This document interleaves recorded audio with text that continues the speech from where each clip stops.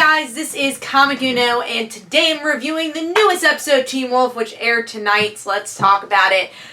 With this episode, we get to see that Scott is in a coma-like dead thing, because they're trying to figure out who is the benefactor, and the benefactor needs to know that a body's dead. Obviously, collect money, everything about that.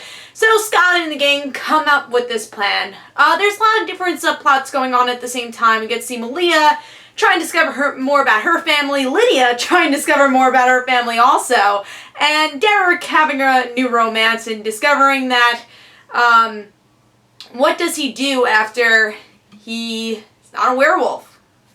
Can he protect himself? Is he still in the whole supernatural elements? We find that out in this episode. So what do I think? I like this episode. Again, not the best episode of season 4 though. I keep saying that about every current episode recently. Like last episode was a fun type fillerness with Weaponized. This episode, definitely not filler, but not really heart-pounding at the same time either. I wasn't really on the edge of my seat, but we do get some interesting tidbits for this episode, and overall it's pretty fun. Did I have to see Scott unconscious and all, seeing the gang do that?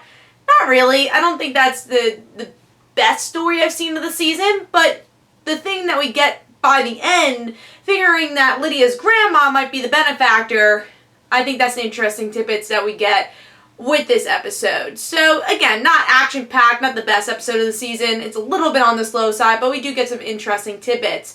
I am really curious about Lydia's grandma. I think that's definitely the best part of this whole episode, especially me as being a big Lydia fan.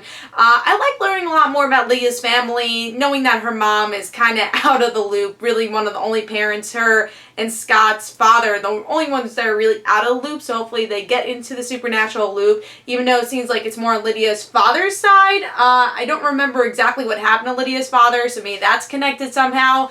But to learn more about her family, more about Banshees, is something I've been wanting since we found out Lydia was a Banshee, or even when we found out that she was something supernatural. So discovering more of this is making me really excited, and tying into the benefactor story I think is really smart. So looking forward to that. Do I think that Lydia's grandma is the benefactor?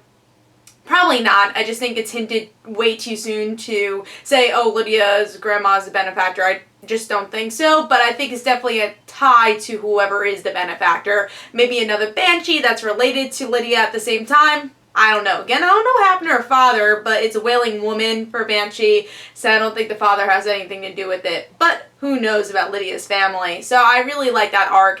And I have to say, I felt really bad for Malia in this episode. That's also something I think they did really well with this episode, was Malia's character. Even though we don't really dig too much into her relationship with Peter, we get to see them face to face. I kind of wish there was more emotional scenes over there. Maybe we'll get to see Peter and Malia kind of hash it out a little bit more as the season goes on.